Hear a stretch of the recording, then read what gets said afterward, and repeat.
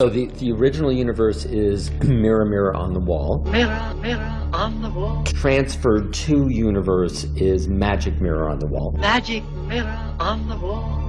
Who is the fairest one of all? So we are now not in the same universe that we were in when Mirror, Mirror on the Wall was a part of a film. Well, that's what I'm theorizing, yeah. So we're in a different universe. Exactly. Infinite number of zeros, 1% difference. Right. And that 1% difference is large on our scale. After this video, Max appeared again, this time giving a presentation where he talked about a device he had built. Everything is just a frequency of energy. All of the energy in the universe is already here. It just needs to be transferred into a form in which he can use it. I had finished creating a device that takes wasted electromagnetic energy from all around us and converts it into electrical. Voila! Free energy. Well, this is a sensitive topic.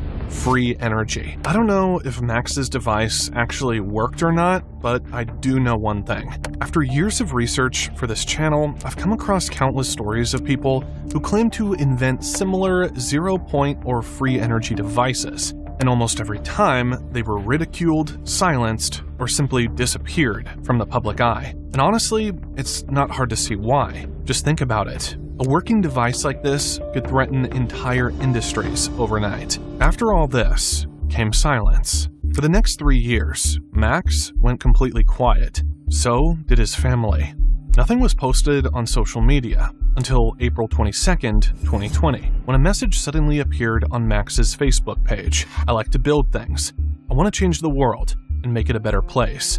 I also hope to inspire. I searched all over the internet, and Max is alive. Thank God. But even so, that long silence is hard to ignore. Maybe he said something that wasn't supposed to be public. Let's take a closer look at what he actually said in that video, because it's surprisingly interesting. Universes and infinite parallel universes constantly being created is literally flow of reality and time as we know it. So, technically, there's a universe in which God can exist, right? So, like, as your book suggests, God is everything because of E equals MC squared. Literally, God is within and can be everything. What Max was describing here sounds complex, but in simple terms, he believed reality is not fixed. Instead, new versions of the universe are created every second, branching out from every possible event or decision. It's similar to what David Deutsch, a leading quantum physicist from Oxford,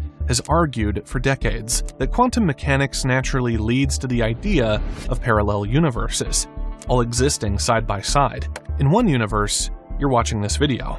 In another, maybe you click something else. Max takes that same idea and pushes it even further, suggesting that these universes are not just possible, but constantly being born as time flows forward. In his view, each vibration, each particle movement spins off an entirely new timeline. As every electron spins, we are infinitely catapulted into an infinite number of parallel universes. And somewhere infinity down the line, here's our universe, right? And then we're constantly shifting into alternate universes as we speak. In other words, reality isn't a single movie playing from start to finish. It's millions of versions of the same movie, all happening at once. This isn't far from ideas explored by Michael Talbot, author of The Holographic Universe, who suggested that our reality could be a projection, where every piece contains the whole and infinite variations can exist simultaneously.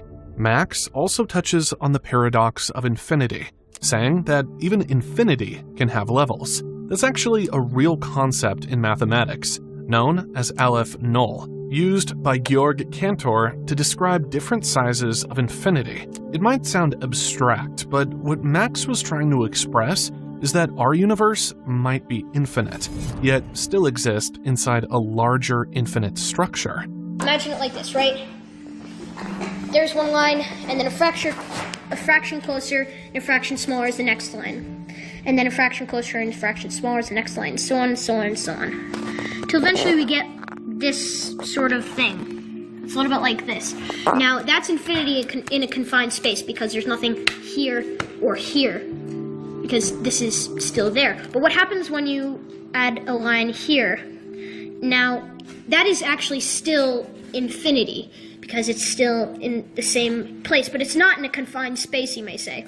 He was only 13, yet somehow describing the same mathematical paradoxes physicists and philosophers have debated for over a century.